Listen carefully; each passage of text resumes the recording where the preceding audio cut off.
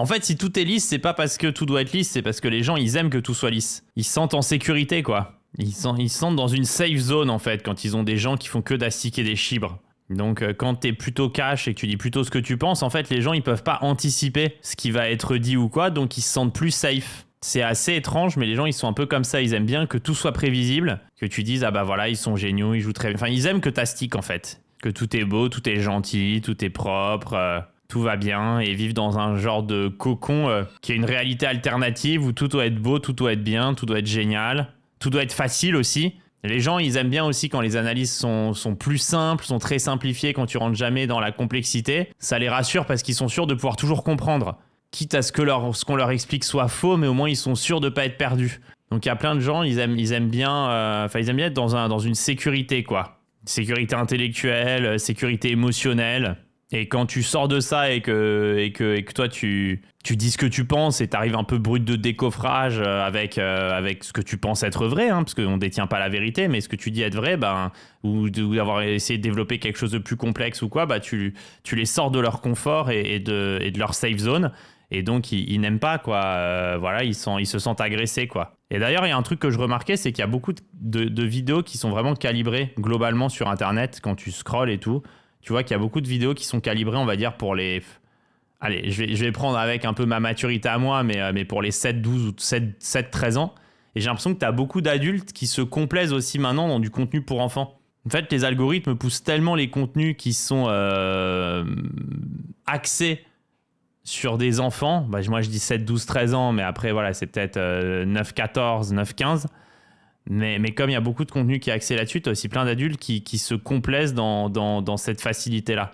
Moi, j'aime plutôt que les gens aiment les dramas coup de gueule que les contenus trop gentils. Les dramas, c'est autre chose. C'est plus du voyeurisme. Je pense que ça a toujours été le cas, mais ça avait juste une autre forme avant. Pas si vieux que ça, mais par exemple, se complaire dans les trucs télévisés qui te donnent l'impression d'avoir de la culture générale, par exemple. Après, tout est une répétition, hein, toujours. Je pense plutôt que c'est pour les gens qui n'y connaissent pas grand-chose d'échecs. Alors, je parle pas du tout que des échecs, là. Hein. Je parle globalement, en fait, dans tout ce que tu regardes, c'est toujours... Il y a beaucoup de contenu qui est très... c'est devenu très convenu, quoi. Plus qu'il y a 15-20 ans. Mais même... tu vois, je réécoutais du rap un peu à l'ancienne. Genre même Tupac et tout, c'était... Même le rap, il était plus... C'était différent, en fait. Ça parlait de valeurs, ça parlait d'autres choses. Maintenant, ça parle quand même beaucoup d'argent où il y a plus de messages politiques ou philosophiques derrière. Hein. Ça parle vraiment d'argent et c'est tout, en fait. Et de meufs, ouais. Ça parle beaucoup de paraître et pas beaucoup d'être, ouais, on pourrait dire ça comme ça. Alors que quand tu vois, j'ai réécouté une chanson que j'aime beaucoup d'ailleurs, c'est de Tupac, Changes. Et je me dis, c'est fou, parce que même une chanson un peu comme ça, un peu pop, voilà, en fait, t'avais un vrai message derrière. Faut pas se mytho au mainstream non plus. Alors je parle du mainstream d'aujourd'hui. Parce que Tupac, par exemple, une chanson comme Changes, à l'époque, était mainstream. Même avant, ça parlait d'argent et de drogue. Bon, pas que, en fait. C'est mythique, Changes. Ouais, Changes, c'était quand même une chanson... Enfin, c'est un hit et en vrai, il y a un vrai message derrière, même si, c'est simplé, hein, mais... Non, mais il y a des vrais... On le sait t'as des gens qui parlent de vrais sujets, Antoine. Encore aujourd'hui, c'est pas les têtes d'affiche, je sais. Je suis certain gars, d'ailleurs... sur Insta pour le coup, mais je parle justement des têtes d'affiche parce qu'à l'époque, les gens qui parlaient de vrais sujets étaient des têtes d'affiche. Tu prends IAM par exemple, Akhenaton, ses albums, etc. C'était une tête d'affiche. Et il y avait des vrais sujets, il y avait des vraies réflexions. Même quand tu prends NTM par exemple, il y a plein de chansons, il y a des vrais messages. Contre la censure par exemple, puis t'as plein de thèmes qui étaient développés, je sais pas, la loyauté, etc. Même Booba avant et aujourd'hui, Booba après ça a toujours été un peu de la punchline, mais oui, tu prends une chanson comme Définition par exemple, qui était un gros hit à l'époque, c'est fort.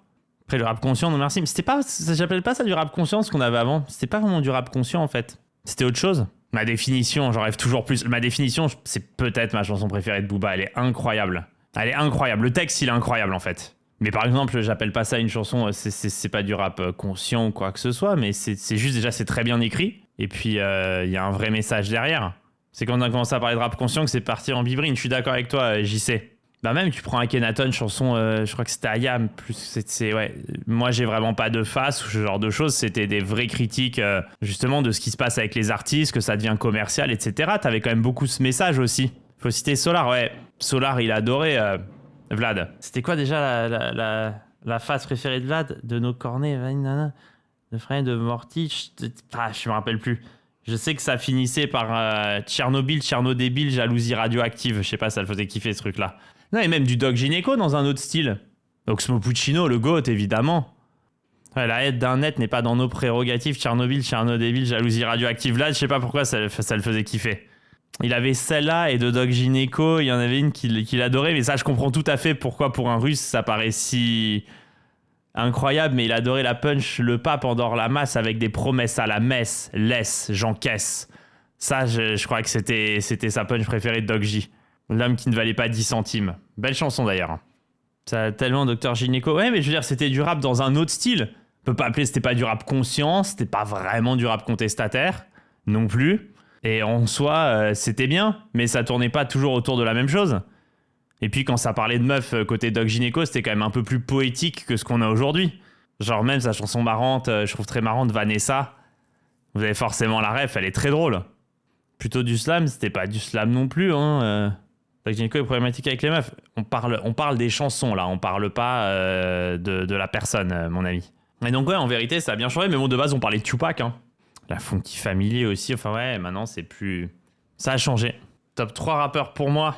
Bah pour moi c'est assez facile, hein. Je mettrais IAM, NTM et Booba. Enfin, je mets 2 groupes, mais parce que IAM, NTM, tu peux pas faire sans si tu parles rap français. Et Booba parce que c'est le GOAT. Pourquoi Booba j'ai jamais kiffé? Parce que Booba, les punchs, c'est... L'écriture est incroyable, Booba. Je préfère Arsenic à NTM. Arsenic c'est beau aussi, mais bon... Le truc, c'est que NTM, il y a aussi l'album solo de Cool Chain que j'ai beaucoup aimé. Un ange dans le ciel, ça doit s'appeler cet album-là. Il est vraiment, vraiment fort. Dernier round, peut-être, il s'appelle, ouais. Et t'as la chanson Un ange dans le ciel qui est très belle dedans, mais beaucoup d'autres. Ouais, NTM, je respecte leur plume et toute leur descendance dans le rap, mais leur flow, j'ai du mal à écouter. Ouais, mais IAM, t'as rien que le morceau La fin de leur monde, qui pour moi est vraiment une pièce importante du rap français. C'est tellement fort, rien que ce son-là, lui seul, est tellement fort. Sniper, t'écoutes? Mais Sniper, j'ai bien aimé leur début, en fait, leur premier album, je pense, gravé dans la roche. Et après, j'ai pas accroché à ce qu'ils ont fait par la suite. Et merci à Huggy Hugh pour le Prime. Merci à toi. Demain, c'est loin, c'est aussi une masterclass. Mais La fin de leur monde, pour moi, c'est vraiment l'aboutissement d'IAM. Surtout celui qui... Non seulement bon sur l'album, mais celui qui est fait en concert devant les pyramides, je le trouve incroyable. Le message est incroyable en fait, avec l'image, avec le son, avec toutes les métaphores et les punchs dedans. Donc rien que pour ce son en fait, t'es obligé de placer IAM dans le top 3 du rap français et sûrement pas à la 3e place. Petit frère, elle donne son corps avant son nom, l'empire du côté obscur. En fait, l'école du micro d'argent, l'album il est incroyable. C'est que des hits. Tu peux rien faire contre l'école du micro d'argent. L'album, tu l'écoutes 40 ans après, il est encore incroyable. IAM, c'est une autre époque. C'est une autre époque, mais voilà, ils ont élevé le rap français à un très haut niveau.